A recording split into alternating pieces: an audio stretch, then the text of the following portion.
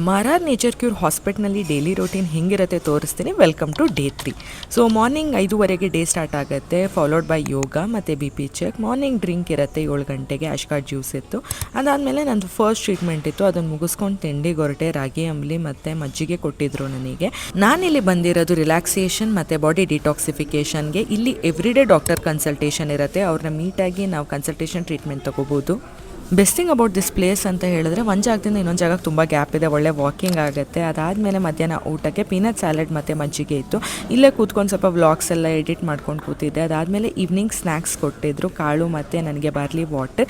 ಅದಾದಮೇಲೆ ಪುನಃ ಈವ್ನಿಂಗ್ ವಾಕಿಂಗಿಗೆ ಹೋದೆ. ಅದಾದಮೇಲೆ BP ಚೆಕ್ ಮಾಡ್ತಾರೆ, ಎವ್ರಿಡೇ BP ಚೆಕ್ ಇರುತ್ತೆ, ಮಾರ್ನಿಂಗ್ ಒಂದ್ಸಲ ಈವ್ನಿಂಗ್ ಒಂದ್ಸಲ. ಅದಾದಮೇಲೆ ವರ್ಕೌಟಿಗೆ ಹೋದೆ, ಜಿಮ್ಮಿಗೆ. ಈವ್ನಿಂಗ್ ಯೋಗ ಕೂಡ ಇರುತ್ತೆ, ಬಟ್ ನಾನು ಜಿಮ್ಮಿಗೆ ಹೋದೆ. ಅದಾದಮೇಲೆ ಊಟ ಪಪ್ಪಾಯ ಪಲ್ಯ ಮತ್ತು ಮಜ್ಜಿಗೆ. ಅದಾದಮೇಲೆ ಜೀರಾ ವಾಟರ್. ಇಲ್ಲಿ ತುಂಬ ಜನ ನನಗೆ ಲೊಕೇಶನ್ ಕೇಳ್ತಿದ್ರಿ. ಇದು ಸಿಚುವೇಟ್ ಆಗಿರೋದು ರಾಮನಗರ ಡಿಸ್ಟ್ರಿಕ್ಟ್ ಮಾಗಡಿ.